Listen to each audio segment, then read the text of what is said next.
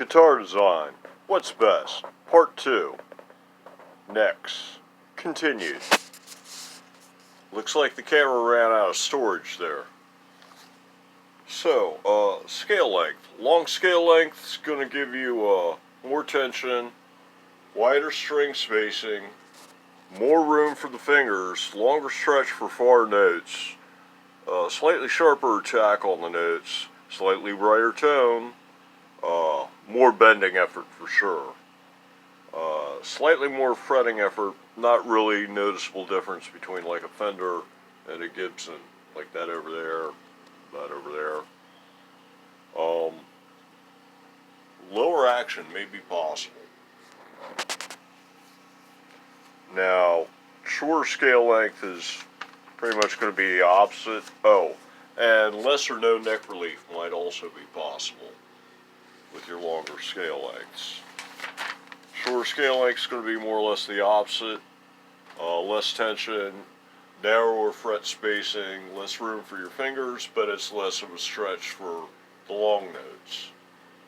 Softer attack, warmer tone, slightly softer attack, slightly warmer tone, less bending effort, slightly less fretting effort. Like I said, it's between a Fender kind of thing and a Gibson kind of thing. It's really negligible. Higher action may be required because your shorter scale length strings are under less tension. They slop around, they flop around more. So you might need higher action and more relief.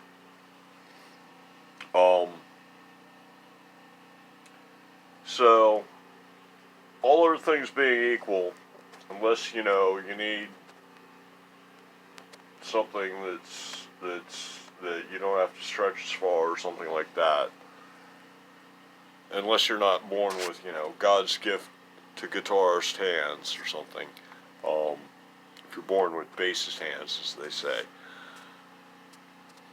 Barring something like that, you probably have to give the nod to the longer scale length due to the fact that the strings flop around less, which means that you can get your action down lower. And if you got lower action, then it's easier to play. And you can play faster. So, that's the long and short of it.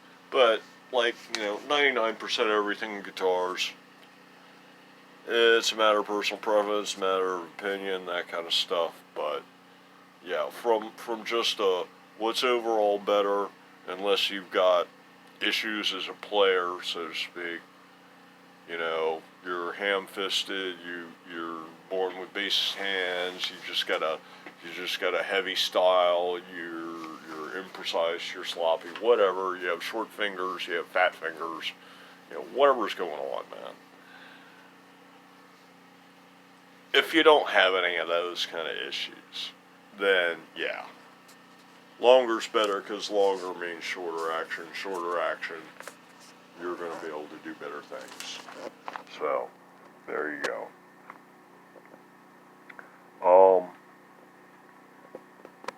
When you do a zero nut or a zero fret or a nut, you want it to be made out of the same material as your frets, so that you don't get a tonal difference between, something that's got like I don't have any examples here. I get rid of them all. Oh, wait a second. There was one. Where did it go? Right here. There you go. Plastic nut and a metal fret, and when you play the open string versus the first fret, it's going to sound a little bit different. So, that's a no-no. You want your materials to be the same. Steel. This is metal. This is metal. This is nickel or whatever, standard fret material, and that's steel. So, mild steel.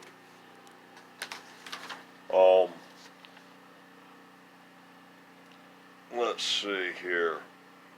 Yeah, identical or similar materials. So if you've got metal frets, you want a metal nut, basically. or something that's close enough to metal that it's not going to sound different.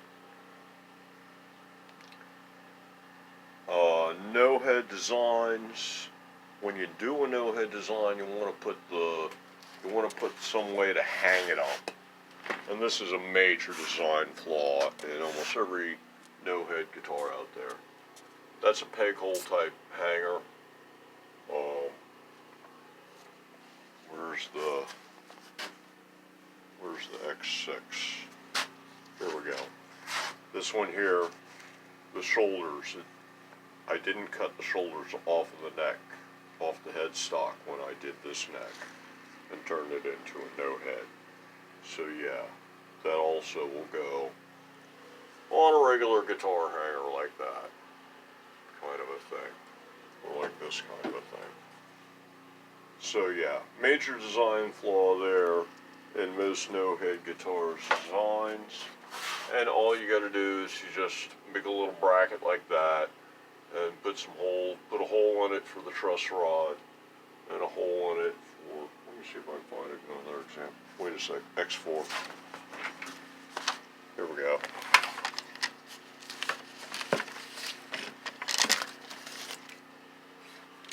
Right, so you make a bracket like this. You got a hole for a hanger, for a nail or a peg or whatever. You make a hole for your truss rod, and you make 2 holes for your 2 screws that hold your nut on, and that's all it takes. And that's just, a little bit of brass, a little bit of bending, a little bit of cutting, a little bit of drilling, and a little bit of spit and polish, as they say. That's all it takes, and you're good to go. So yeah, that also, some way to hang the thing up when you're building your no head is definitely best. You can also do a T-bracket. I've used T-brackets in the past, and then I went with the peg style. With either the T-bracket or shoulders. If you look at the X4 here on the side, this little bit, not hard to point, but the part just below the metal shims, that actually used to be shoulders, a piece of wood that was inserted in there that had been cut down almost entirely, and a piece of wood had been inserted in there to create this kind of a thing. But it was so close to the nut that it interfered with playing, unlike this, which is far away. So if you use like a T-bracket that's attached to the back of the neck and then just comes up here, you want to make sure that it comes up high enough that it doesn't get in the way when you're playing full bar chords at the 0 fret.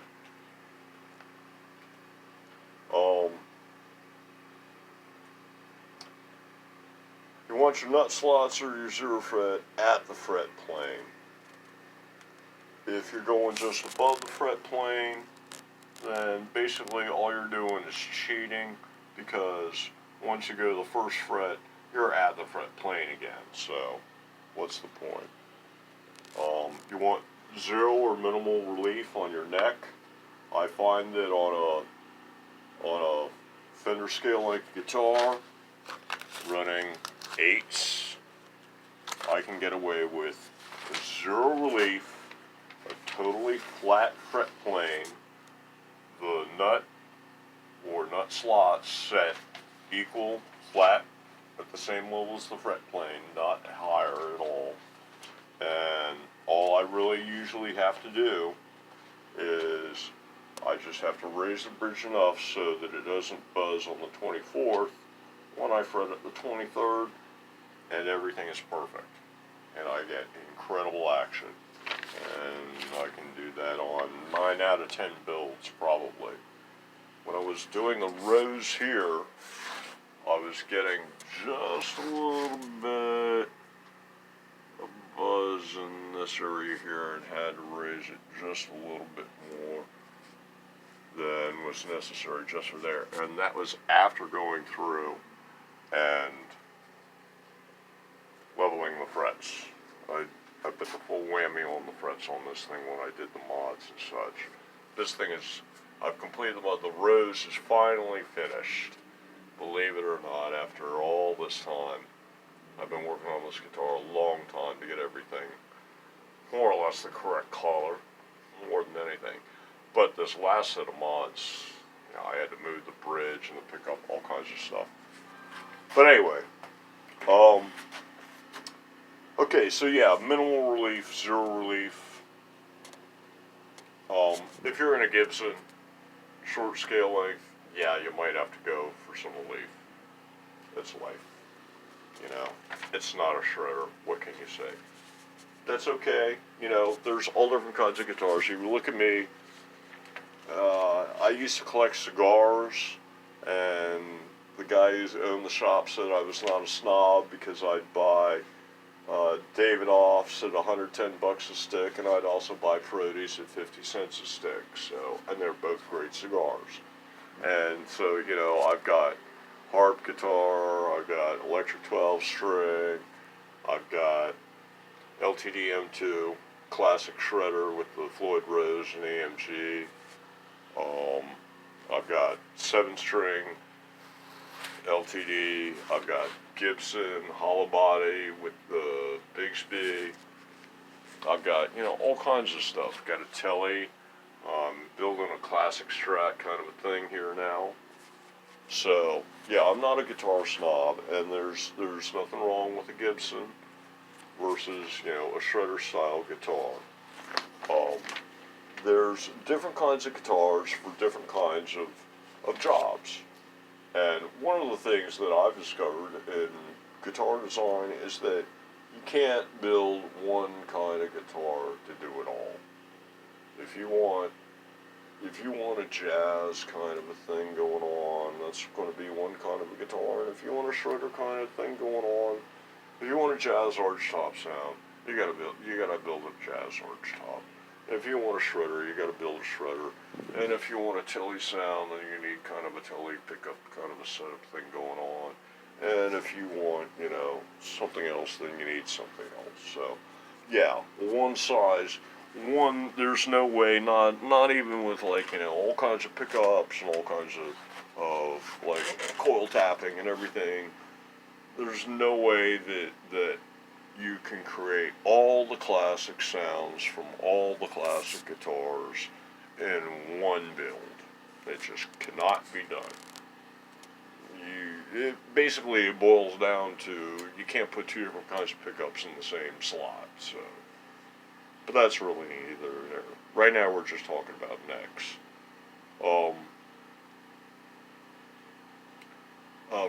Fretboard radius, flatter's better. Flatter's better. You know, this is what you need to learn to do, is do this. Make a chord. Hold on, let me do it. There we go. Okay, there we are. I'm making a chord, and see how flat my finger is. This is what you need to be able to do. And so you get on a neck, and you can fret this thing real easy with a real flat neck. You don't need a curved neck. You need to learn to play. Sorry, guys. Hard truth, baby. I'll tell you. All right, look. Yeah. I'm going to take the kid gloves off here for a moment. I don't want to hurt anybody's feelings, but I've been playing for 41 years, and yes, I have good hands for playing guitars with nice, long, thin fingers and long, thin hands and stuff. I mean, I'm not Buckethead, but I'm not a bassist.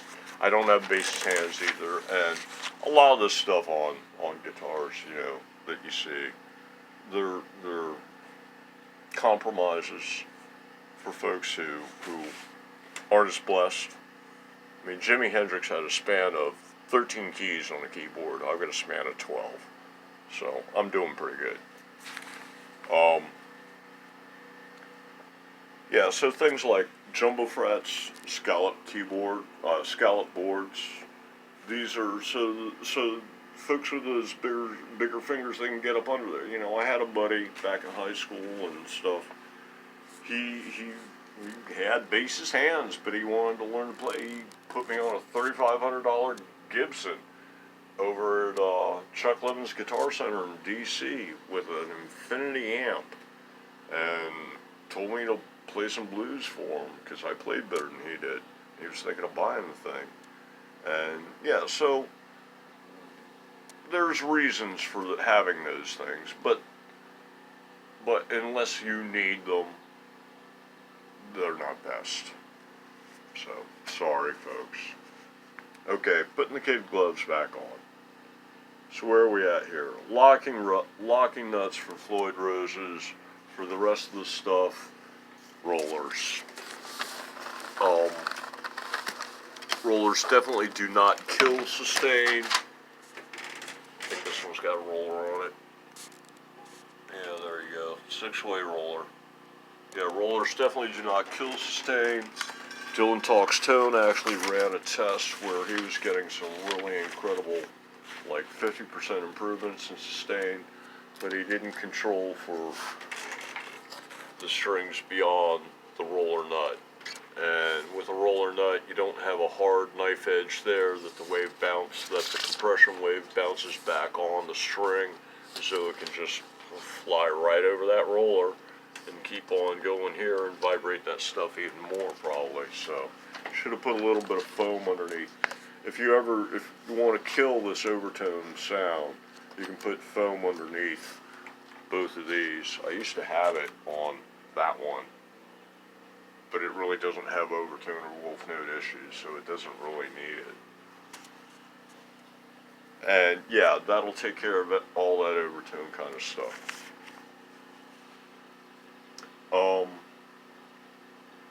And yeah, roller nuts, you're gonna have better tuning stability and stuff with a roller nut. Now see this one here, a roller bridge also would be preferred, but that particular bridge was chosen for aesthetic reasons, basically.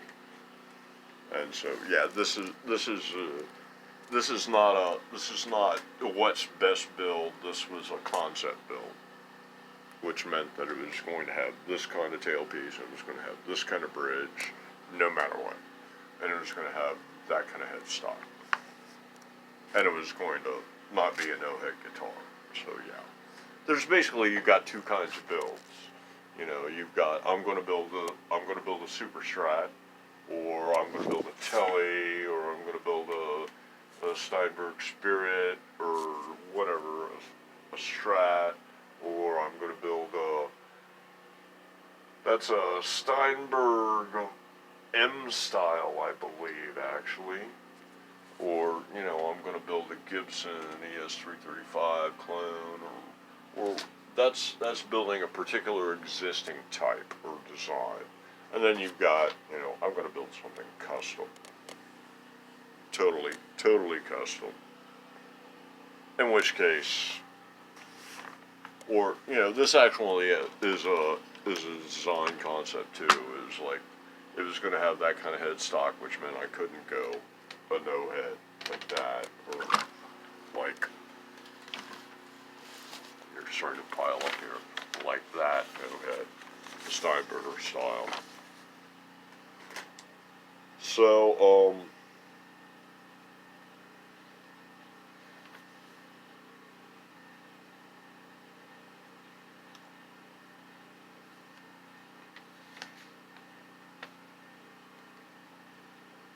yeah, I already took the kid gloves off and talked about jumbo frets.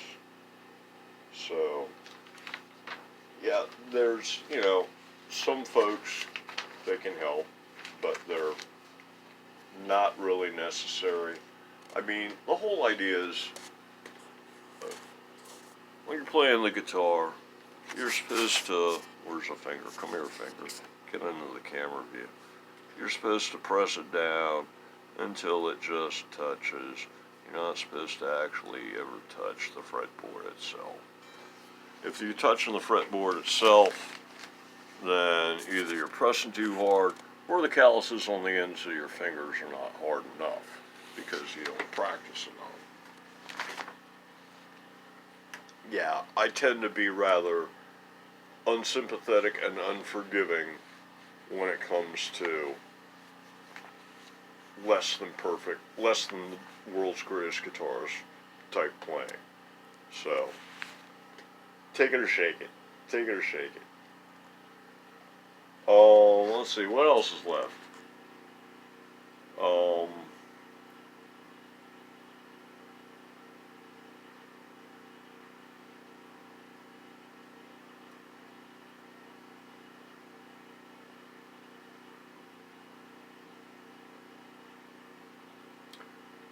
Sloped frets.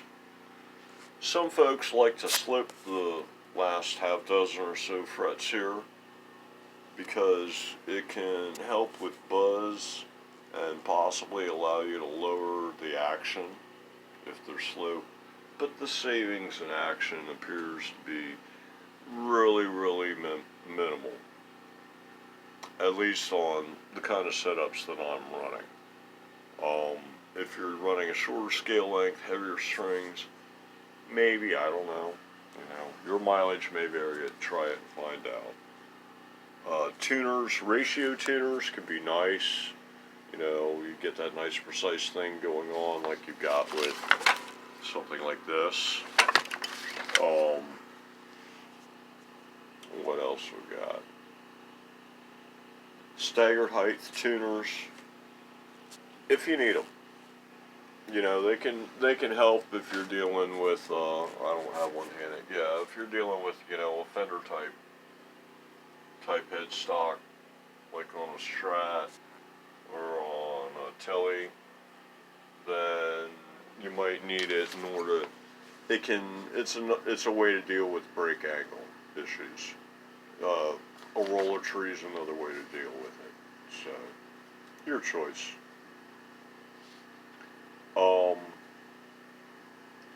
Built-in electronic tuners, and I'm not talking about Gibson's thing. What I'm talking about is basically all it is just a clip-on tuner that attaches to one of your screws on for your tuning peg on the back. I used to have it on this one actually, right here. Let's see. There's the base. Okay, yeah. So it went right here, and they give you a longer screw and a little tuner thing, and it fits right in with your tuner. It, like, goes right on top of it, sort of, so I recall. And the idea is it just sits back there, and it's just like a clip-on tuner without the clip. And all you do is you just flip it out, turn it on, tune up your guitar, turn it off, and flip it back again, and it just sits back there. Out of the way, no problem or anything. And this thing had locking tuners on it and everything, and didn't get in the way. And yeah, so, they're not real expensive. And so, yeah, it's a great thing to have built into the guitar, because then you don't have to go fish around for the clip-on. The only reason why I'm not doing it on all of these is because I'm not selling them, I'm not, taking them out or anything like that. And so, with all these guitars that I've got and I'm building and have built and I'm going to build, there's another half dozen necks over there, kind of a thing. It just doesn't make sense for me to have 20, 30 tuners sitting around when all I need is just one clip-on for $12. So that's the only reason why I don't put it on every build. But the red guitar, obviously, the red guitar gets everything. It gets it all. My mahogany one-piece body Super Strat. Alright, let's see. We're just about done here. Yep. Only one more thing to address, and that is fanned frets for multi-scale guitars. And on that, the major thing is supposed to be that you can get more even string tension across the guitar with gauges that are going to give you better tone for the notes that they're toned to, and that way, that's the reason why you want different scale lengths for different strings, is so that you can maintain a more even tension while using an appropriate gauge string for a particular pitch note tuning. And there's also an ergonomic advantage to the fanning of the frets, supposedly. And the jury's still out on that because I've got guitars on order. And they will come in and I will find out what's up. I ordered, basically I ordered the cheapest 7-string multi-scale guitar on eBay, and I ordered the cheapest 8-string multi-scale guitar that's readily available anywhere. I happen to get mine from Sweetwater, but there were these 2 other vendors who also had the same exact model at the same price. The first one was like $360 with shipping for the 7-string, and it's an absolutely beautiful aqua blue, super high gloss, flamed maple kind of thing. Looks like a swimming pool. And then it's a no-name thing from China. It's the one that's got the weird dragon inlay thing going on with it. A lot of folks will look at it on the YouTube videos when they review these guitars, and they'll look at it and go, oh, what is this inlay anyway? But yeah, I think it's supposed to be some kind of stylized dragon head. Then the other guitar is an Ibanez. The 8-string is an Ibanez. So those will be coming in, and I'll be checking them out and seeing what's up with the fan fret, both from a building perspective and a playing perspective. And I mean, I know there's already at least one video on YouTube for a review of the 7-string, and I'm sure there's probably one out there for the 8-string too, so there's probably no need for me to do that. But yeah, that'll let me know what's up with fan frets. I'm guessing that fan frets are gonna be a superior design choice for guitars, all other things being equal. The multi-scale guitars are probably going to, at the end of the day, be a better way to build a better guitar. So that's the end of part 2B. Everybody have a good one. Sorry it took so long, and sorry I dropped the camera in the middle, but hopefully you got a few little nuggets of information out of all this. So everybody have a good one.